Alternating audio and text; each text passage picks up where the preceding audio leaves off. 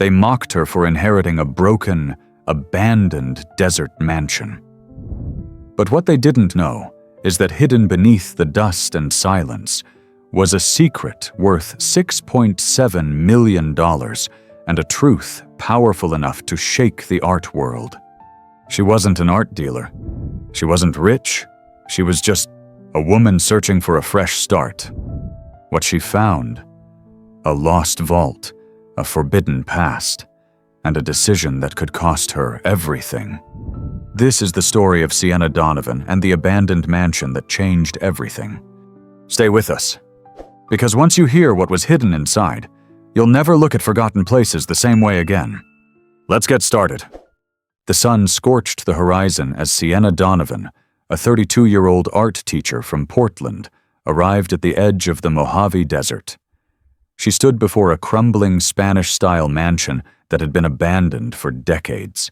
Its stucco walls chipped and sun-bleached, windows boarded, and wild sage growing through cracks in the foundation. Sienna had never met the great-uncle who left her this estate in his will. Only vague mentions of him passed through whispered family stories. Most of her friends laughed when she told them about the inheritance. Probably haunted, they joked, or crawling with scorpions. But to Sienna, it wasn't a joke, it was an escape. After a bitter divorce and years of financial instability, this bizarre, forgotten mansion felt like a strange kind of hope. There was something magnetic about the house. The closer she got, the more she sensed it was holding on to a secret, something it refused to give up easily. The silence around it wasn't empty. It was watchful, clutching a rusted set of keys and her last ounce of courage. Sienna stepped toward the creaking front door. She wasn't just opening a house.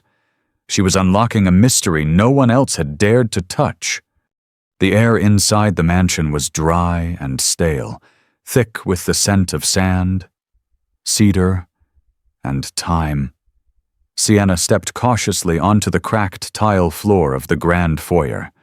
Her boots echoed in the cavernous silence as she took in the layers of dust, the faded tapestries still clinging to the walls, and the chandelier hanging precariously like a forgotten crown.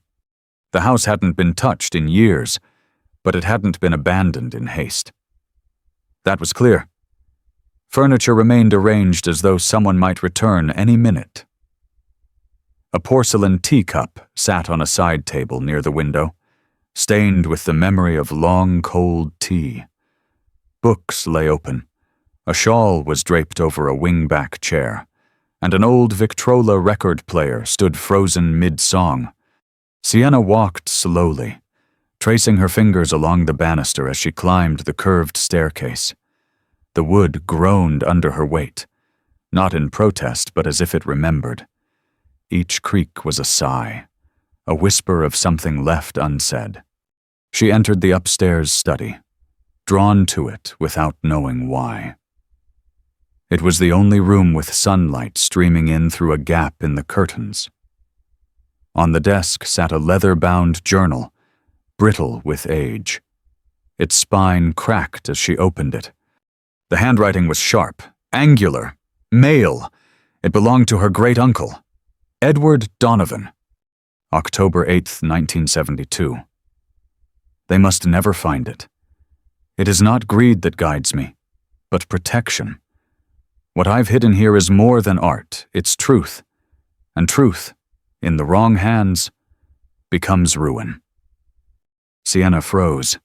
She flipped to another page. Even now, I hear whispers in the walls. They speak of betrayal, of war, of sacrifice. The paintings must remain hidden until the world is ready to see them. She looked around the room. Paintings. Hidden, her great-uncle was once a renowned art historian, but he had vanished from the public eye in the late 70s. Whispers in the art world said he had defected from the Smithsonian after uncovering forged collections tied to powerful collectors. Others believed he had gone mad. But maybe he had gone silent to protect something. Back downstairs, Sienna explored deeper into the house, behind the kitchen. she discovered a narrow hallway that didn't appear on the floor plan. It led to a cellar door, locked with a rusted padlock. She rummaged through the old keyring until one finally clicked. The cellar smelled of earth and old oil. As she descended, flashlight in hand, the beam caught strange markings on the wall symbols that looked ancient. Not random, but intentional. A code. Perhaps. At the end of the cellar, she found an old fireplace, half collapsed. Behind it, a different kind of stone, newer, smoother, covered a section of the wall. Her heart pounded. Something about it felt off, like it didn't belong. She ran her hand along the edge and felt a click. The stone shifted. Dust billowed into the air and a small passageway opened. Inside was a chamber. The air was cooler here, untouched. On the walls were paintings, at least 24 covered in protective canvas and stacked with surgical precision. She unwrapped the nearest one and gasped. It was a lost work of Artemisia Gentileschi, the 17th century Baroque painter whose surviving works were thought to be in major European museums. Another canvas revealed a piece unmistakably in the style of Caravaggio, but with subtle details that had never been recorded. Each painting was more astonishing than the last originals by masters, carefully hidden away in the middle of the desert. Sienna's knees gave way as she sat down on the cold stone floor. This wasn't just an inheritance. It was a vault of stolen history. That night, she couldn't sleep. The wind outside howled like wolves circling the house. She sat in the dusty study, reading more of Edward's journal by lamplight. They threatened me, said if I didn't return the pieces, they'd come for my family. But these works were never meant to be auctioned. They were meant to be preserved. The truth is in the brushstrokes. The lies are in the labels. Suddenly, it all made sense. Her great-uncle hadn't hidden art for profit. He had rescued pieces misattributed or erased from history. Some had been stolen during wartime and reclassified. Others, painted by women or oppressed artists, had been discredited. He had spent his life recovering them and protecting them from a world that only saw value in prestige. And now that responsibility was hers. The next morning, Sienna stepped outside and looked across the desert. The same people who had mocked her were only a few towns over, sipping coffee and whispering rumors about the crazy woman who inherited the haunted house. But if they knew what was under their feet... Suddenly, she heard a car approach. A black sedan, sleek and out of place, rolled slowly up the dusty path toward the mansion. A man in a dark suit stepped out. Donovan, he called. His voice was calm, but there was something cold behind it. Sienna's heart raced. She didn't answer. I represent a private collector. We believe you've come into possession of something that rightfully belongs to others. She said nothing. Let's not make this difficult, he added, eyes narrowing. These things have a way of disappearing, along with people. The air shifted. The desert suddenly didn't feel so empty anymore. Sienna took a breath, her fingers gripping the edge of the doorway. She had a choice: run, or protect what her great-uncle had died to preserve. And in that moment, she knew exactly what she had to do. Sienna stood motionless at the doorway, her heart pounding in her chest like a war drum. The man in the black suit didn't blink. His polished shoes were now coated with the fine desert dust. But he didn't seem to notice or care. I'm not interested in selling anything, she said finally, trying to sound firm, though her voice cracked ever so slightly. The man gave a small, humorless smile. That's unfortunate.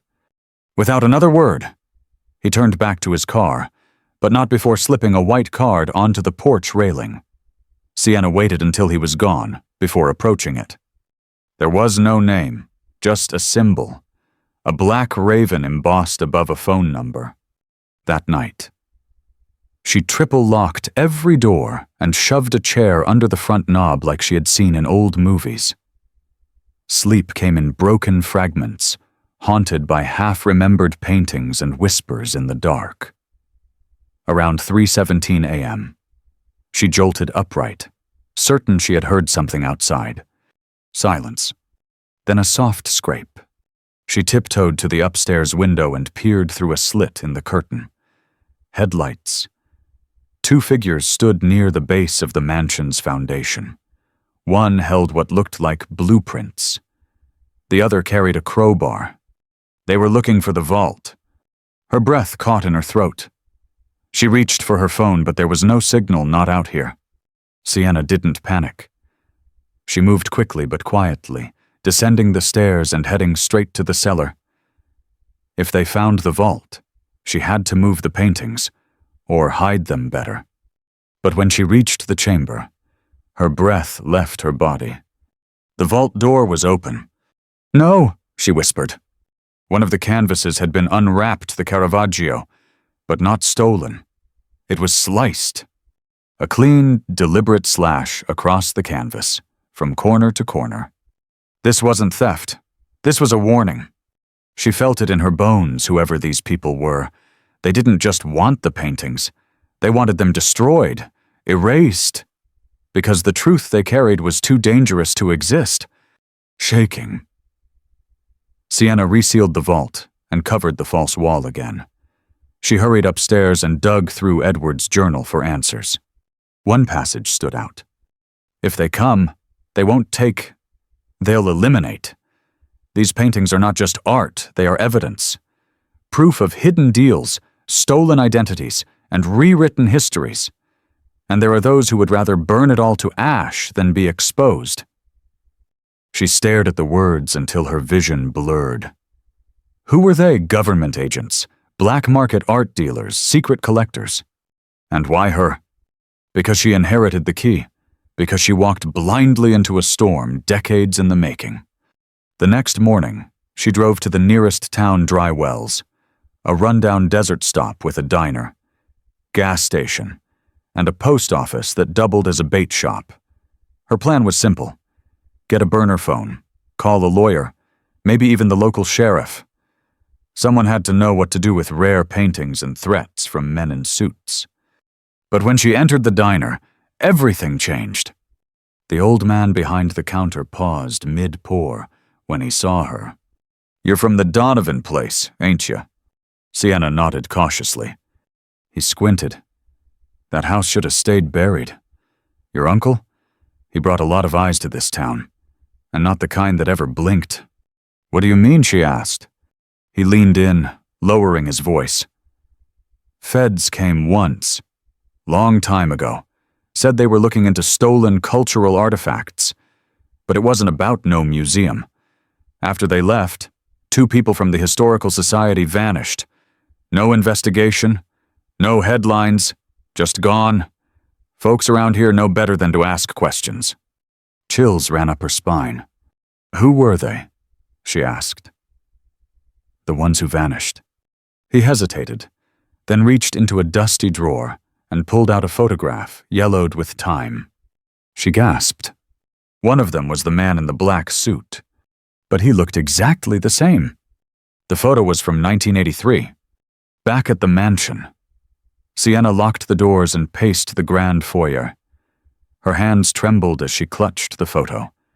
Either the man was a ghost, or part of something not bound by time. She had a decision to make.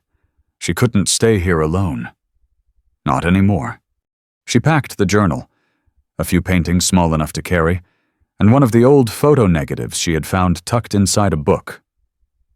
Then she loaded her car, locked the house behind her, and drove. Not to Portland, not to the sheriff. She headed east to Santa Fe, where her former college professor now ran a private art archive. If anyone could help her trace the origin of the paintings and figure out who wanted them destroyed, it was Dr. Elise Whitaker. But just 5 miles out, a black SUV appeared in her rearview mirror. It didn't pass. Didn't back off. Just followed. Sienna gripped the wheel tighter, her knuckles white, and pressed down on the gas. The desert blurred around her. She couldn't go back now. Not after what she'd seen. Not after what had been cut open in the vault. The truth wasn't safe. But maybe it could still be saved. The desert road unraveled like a ribbon of sand beneath Sienna's tires as the black SUV loomed behind her. Her breath came in shallow bursts, eyes darting between the highway and rear-view mirror. It had been following her for over 30 minutes, maintaining a perfect distance close enough to threaten, far enough to avoid confrontation. She tightened her grip on the wheel. "Not today," she whispered, and took a hard right onto a dirt service road, kicking up a cloud of dust. She drove recklessly, the path narrowing between jagged rock formations and dry creek beds until the SUV vanished from sight. Only then did she exhale, her pulse still thundering in her ears.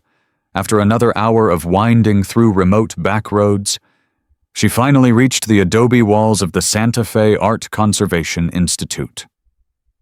Inside, the cool air and quiet hum of climate-controlled rooms wrapped around her like a safety net. Dr. Elise Whitaker, a retired professor of art history and Sienna's former mentor, greeted her with a sharp gaze and a warm hug. "You look like hell," Elise said bluntly. "I brought something that could rewrite history." Sienna replied, pulling the wrapped paintings from the back of her vehicle. Moments later, they were in the Institute's secure examination room. Sienna carefully unwrapped the canvas she had rescued the damaged Caravaggio-like painting and watched as Elise adjusted her glasses, examining every inch under UV light and magnification. After several tense minutes, Elise looked up, her voice low and reverent. "Sienna, this isn't just in the style of Caravaggio. This is Caravaggio, a lost piece possibly painted during his exile in Malta." Sienna's breath caught. "And this," Elise continued, holding up the negative photo Sienna had brought. "This is a documentation image done in the 1970s for preservation purposes. See the archival mark in the corner. That's from the Vatican Art Registry. These works were catalogued as stolen during World War II and never recovered." She turned to Sienna, eyes wide. "Do you know what you're sitting on? This one painting alone could fetch over $3 million at auction. Maybe more, if authenticated. And if the others are what I think they are." She paused. "You're looking at a collection worth at least $6.7 million. Sienna sank into the nearest chair. All the weight, the fear, the sleepless nights suddenly, it was real, tangible. Not just an obsession passed down through journal entries, not just dusty stories in a forgotten vault. She had inherited a priceless archive of art and truth, and someone wanted it gone. Elise placed a comforting hand on her shoulder. "This isn't just about art, is it?" Sienna nodded slowly. "Whoever is after these, they don't want money. They want them erased. One of the pieces was slashed. That wasn't random." Elise's face grew grim. "Then we need to be very careful. There are powerful people with reputations built on the lie that these paintings were lost forever or never existed at all." She stood up decisively. "We're documenting everything. Today, multiple copies, physical and digital. Then we lock them up somewhere even the devil couldn't find." As the day turned to evening, Sienna helped Elise photograph, label, and cross-reference each piece with stolen art databases. Every discovery felt like unlocking a door to a world that had been deliberately sealed shut.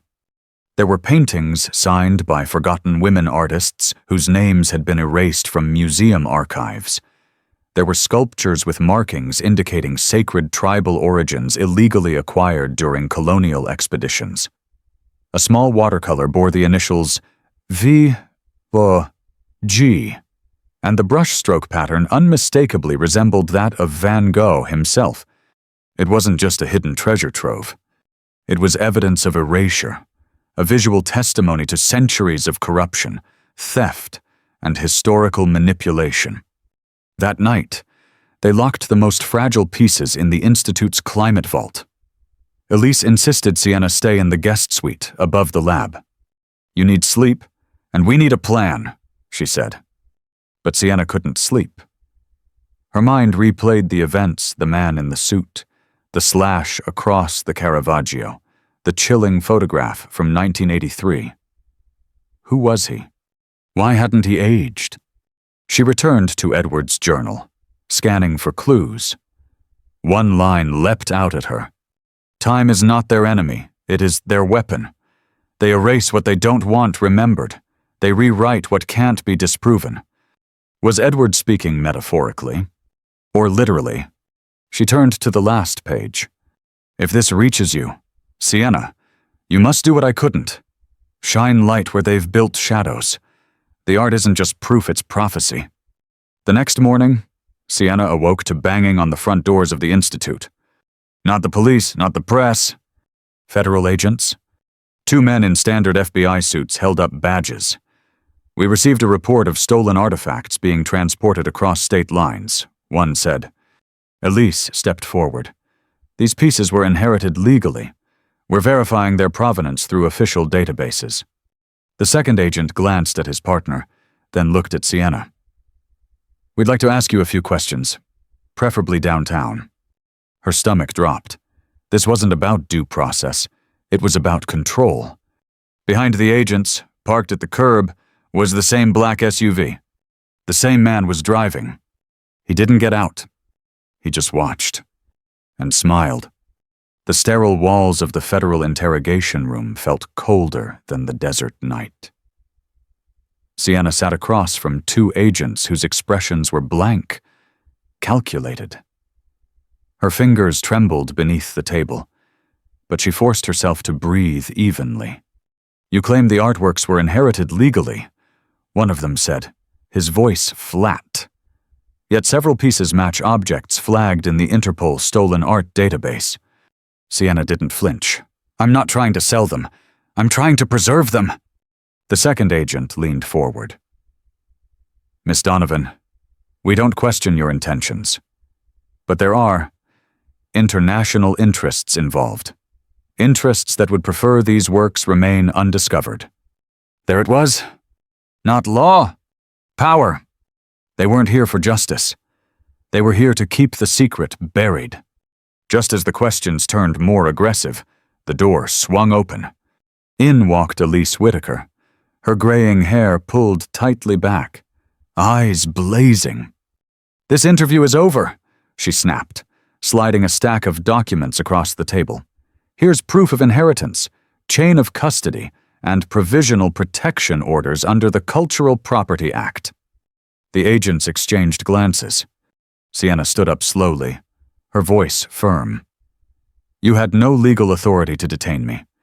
If you want to pursue charges, you'll be doing it in front of a judge and the press." For a moment, no one moved. Then the agent stepped aside. "You've made a powerful enemy," one of them said as she passed. She paused at the door. "No." "You have?" "I just found my voice. Back at the Institute." Elise poured tea with shaking hands. "They're not done," she said. "They'll come back with bigger guns. Not literal, but legal, political, financial. The kind that makes truth look like fiction." Sienna stared out the window, her mind racing. The vault, the paintings, Edward's journal, the Vatican stamps, the scarred canvas, all of it part of a puzzle she hadn't been prepared to solve but now couldn't walk away from. "I need to go public," she said quietly. Elise turned sharply. "You'll be crucified. They'll discredit you before your first sentence is out." Sienna met her gaze. "Then I need help. Not just yours. I need people who believe the world deserves to see the truth." The next morning, she flew to New York City. Within 48 hours, she had meetings lined up with 2 independent journalists, 1 human rights lawyer, and most importantly, a non-profit called Voices Reclaimed, known for exposing historical cover-ups in museum archives and repatriating stolen art. Their founder, Noah Bellamy, greeted her in a quiet corner of a library deep in the Lower East Side. He was in his early 40s, with a disheveled beard and eyes that had seen too much and still wanted to see more. "I read your file on the plane," he said, sliding the photos of the Caravaggio and Artemisia pieces across the table. "You're either delusional or the most dangerous woman in the art world." Sienna half smiled. Maybe both. He leaned in. "Tell me everything." For hours. They talked about Edward, the vault, the destroyed painting, the man in the black SUV who hadn't aged in 40 years. When she showed him the photograph from 1983, Noah's expression shifted. "I know that face," he muttered. "His name's been redacted from every file we've ever pulled. He was part of a Cold War-era division that monitored art trafficking. But it got shut down. Or absorbed. No one really knows." Sienna's pulse quickened. "So he's real." "Oh, he's very real. And if he's involved, this goes far beyond stolen art. We're talking about institutional memory erasure, a network built not to preserve culture, but to control the narrative of history." Noah stood up, pacing. "If we expose this the wrong way, they'll bury it before it breathes. But if we move fast, leak smart, and pull the right pressure points," he turned back to her, "we might just turn the art world inside out." Together, they built a plan. The paintings would be authenticated and displayed in a pop-up public exhibition under the protection of an international watchdog. High-resolution scans and documentation would be sent to cultural heritage organizations worldwide. The story would be broken by 3 major outlets simultaneously, including an exposé with video evidence and historical analysis. And the kicker, each painting would be accompanied by a QR code linking to Edward's journal entries, transcribed, translated, and made public. His voice, long silenced, would speak again. 3 weeks later, in a converted warehouse in Brooklyn, the exhibition opened under tight security. Lines stretched around the block. Inside, visitors moved slowly through the displays, some in awe, some in tears as they stood face to face with works believed lost forever. Schoolchildren traced the cracks in the frames. Veterans recognized flags and symbols buried by war. Artists wept before brushstrokes that echoed across centuries. In the center of the gallery, a spotlight shone on the damaged Caravaggio. Below it, a plaque read, "This canvas was slashed in an attempt to erase the past. But history bleeds truth. And truth, once revealed, refuses to be buried." Not long after, a lawsuit was filed by a private collector claiming ownership of the pieces, but the case collapsed under international scrutiny and public support. The man in the black suit vanished. But whispers remained of sightings in Berlin, Rome, Cairo, of museums whose archives quietly shifted overnight, of secrets too dangerous to name. Sienna returned to the desert. Not to run, but to rebuild. She transformed Edward's abandoned mansion into the Donovan Archive, a public heritage center where lost stories found their voice. It became a place of reflection, rebellion, and resurrection. And in the heart of the archive, inside a glass case, sat Edward's journal open to the page that changed everything. "Truth does not fade. It only waits for the right eyes to find it." The sun was setting behind the jagged desert hills as Sienna stood alone inside the Donovan Archive. It had only been open for 2 weeks, but already hundreds had passed through its doors: students, historians, tourists, and survivors of forgotten wars. They came not just to see the art, but to feel what had once been buried. But Sienna, she hadn't gone home in days. She walked slowly through the restored, mansion-turned museum, barefoot, the cool adobe floor grounding her. The room once filled with dust and silence now held voices, stories etched into every painting, every caption, every whispered gasp from visitors who recognized pieces of themselves in the shadows. Yet, for all she had uncovered, all she had saved there was one truth she had refused to face. Her mother's letter. It had arrived weeks ago, postmarked with no return address, written in a handwriting she hadn't seen in over 15 years. I knew Edward was your great-uncle. I knew what he was hiding, but I also knew what it cost him. That's why I never told you. I didn't want you to inherit the fear. Sienna sat on the floor of Edward's study, her study now surrounded by open boxes of archives. Her fingers trembled as she unfolded the next page. When you were 8, he visited us once. I begged him to stay away, but you saw him in the garden. You told me later that he gave you a marble blue and gold, like the sky over water. You don't remember, do you? Sienna blinked. No, she didn't. Or maybe she had forgotten. But suddenly, she remembered the marble she'd found in the vault, lying near the broken crate. She had thought it was random, just a child's toy. But it wasn't. It was a breadcrumb, a signal, a memory meant to guide her back. She wept silently, not out of sadness, but out of understanding. The next day, a school group arrived, children, all under 10, wide-eyed and bursting with curiosity. Sienna watched them explore the gallery. One little girl paused in front of the slashed Caravaggio, then turned to Sienna with innocent wisdom. Why would someone want to break something so pretty? Sienna knelt beside her.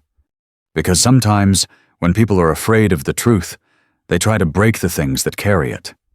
The little girl thought for a moment. Did it hurt the painting? Yes, Sienna said softly. But it survived. And now it helps others feel stronger. The girl nodded, then hugged her without a word. And in that small, spontaneous gesture, Sienna felt a piece of herself begin to heal.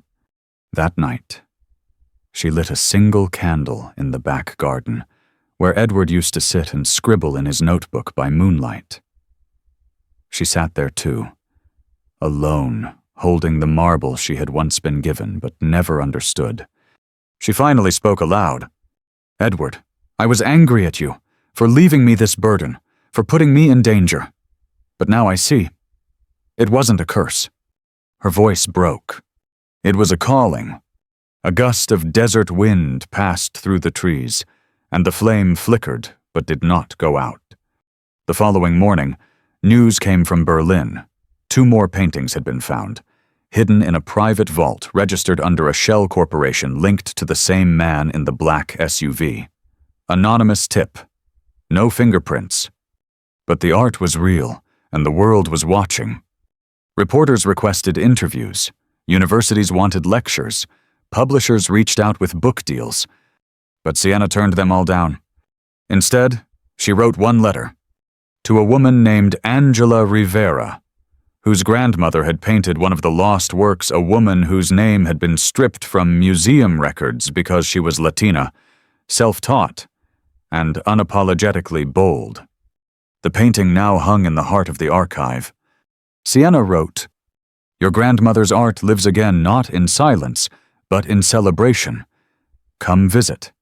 Her story is finally being told. 3 days later, Angela arrived.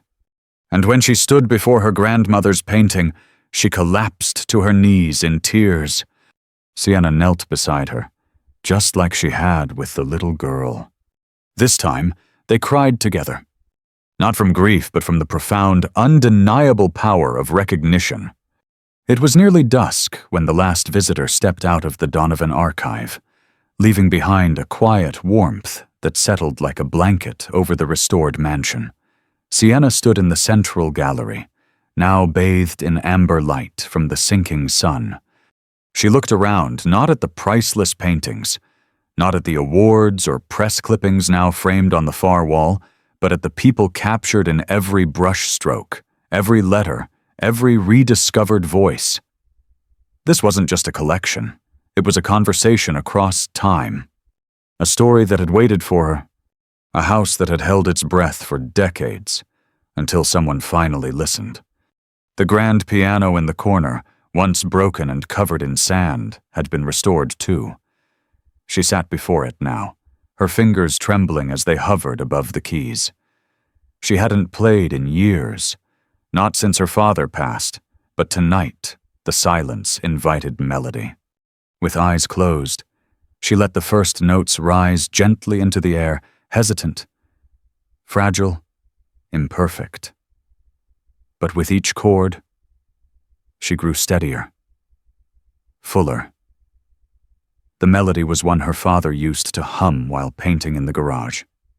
A song without a name, just feeling. And as she played, memories flickered like candlelight, her mother reading under the fig tree, voice soft, Edward's laugh echoing from the garden, that marble glowing in her small hand like magic. The moment she stopped being afraid, she played not for an audience, but for those who were gone, and for the little girl inside herself who had waited so long to come home. Later that night, she sat beneath the stars with Noah Bellamy and Elise, sipping mint tea brewed from the herbs growing along the archive's back wall. The conversation flowed easily, no more schemes or survival plans, just stories and gratitude. Noah raised a glass. To Edward, the madman who outlived the lies. Elise smiled. To Sienna, who had the courage to open the door. They clinked their cups together gently. But Sienna shook her head, smiling through tears. No, to the forgotten, who refused to stay forgotten. In the weeks that followed, the archive became more than just a museum. It became a sanctuary, a classroom, a stage, a place where veterans found the art they'd seen stolen in war, where children learned about painters whose names weren't in their textbooks, where survivors of colonized nations stood before pieces that had once been torn from their culture and wept. Sienna didn't just curate exhibitions. She listened to stories. She wrote them down. She made space. And somehow, in giving others back their voices, she found her own. One morning, she received a package. No name, no return address, just a single canvas. It was unsigned. Old, rough, painted in deep, stormy hues, and on the back, a single line in Edward's handwriting. You were always meant to finish what I started. She hung it in the center of the archive, untitled, unexplained, and people stood before it, day after day, and gave it their own meaning. Anyone can uncover the truth if they're brave enough to ask the questions no one else will, and quiet enough to hear what history still whispers. As dusk settled over the Mojave, Sienna Donovan didn't close the archive's doors to end a chapter.